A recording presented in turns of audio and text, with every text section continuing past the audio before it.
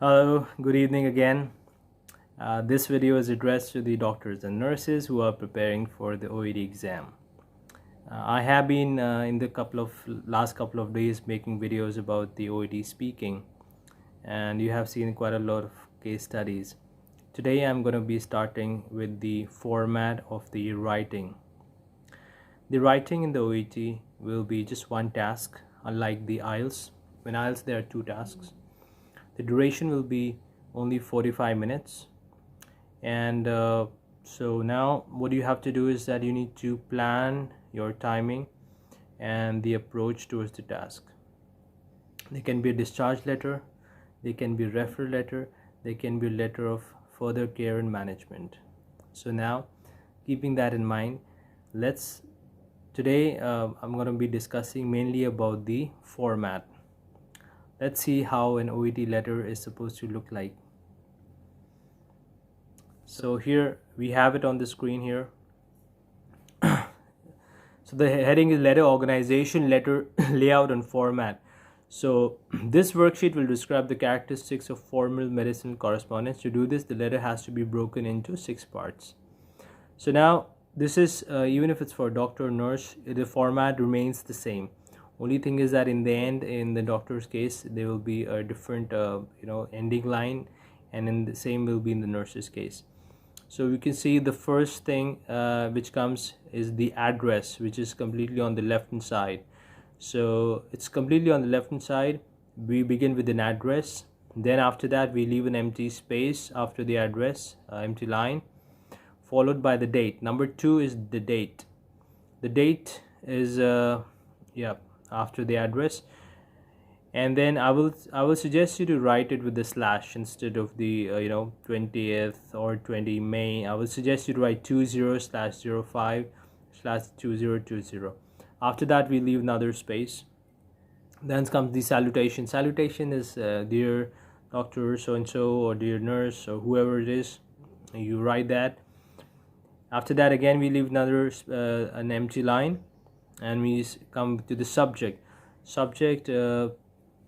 It will start with RE, and there'll be 2 dots, Mrs. or Mr., whoever the name is. Now that name will be the name of the patient. You need to keep that in mind, plus the date of birth. So DOB. So you leave some space, and then you either write aged 45, or if DOB is mentioned, you write according to that. After 4th line again you leave another empty line, and then begins the actual body. So this is the actual part of the letter. So body starts with the information, with the introduction. So the body one is the introduction. It should include certain things which are extremely important. The first thing that should be apparent and clear is the purpose of writing, which means what is the reason behind writing this letter, followed by chief complaint in brief. So first you write the purpose, and then you include the chief complaint in brief. Remember that this will be written on only present tense. It will not be in past tense. Usually it will be in present tense. And so when it says chief complaint, the complaint should be in brief. Brief means you should not be writing too much details. Only give a general idea what the complaint is about. The details will be in the following paragraphs. Then you come to the body 2.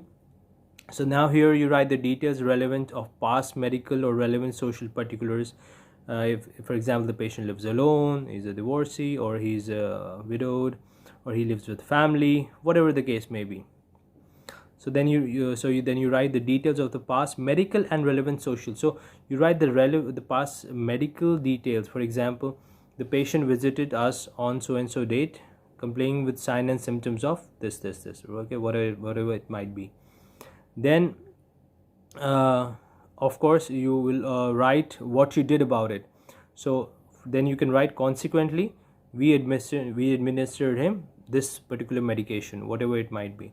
So these are specific points which we will discuss further when we discuss each individual letter. So this is just to give you a general idea. And of course after that we leave another empty line, and then we come to body 3. Body 3 will be about current condition in detail, or the discharge plan. If case it's a discharge letter, you write the discharge plan. or any particular needs, which is example, a walking frame, or any wheelie walker, any particular assistance that the patient needs specifically. Those particular needs need to be mentioned in this particular paragraph. So now finally we come to the conclusion.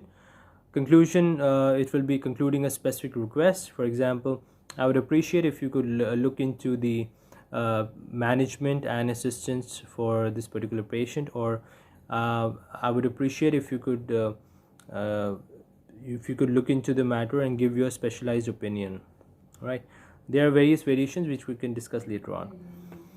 So after that, again, after you conclude, you write saying that in case you have any further questions, kindly feel free to contact me.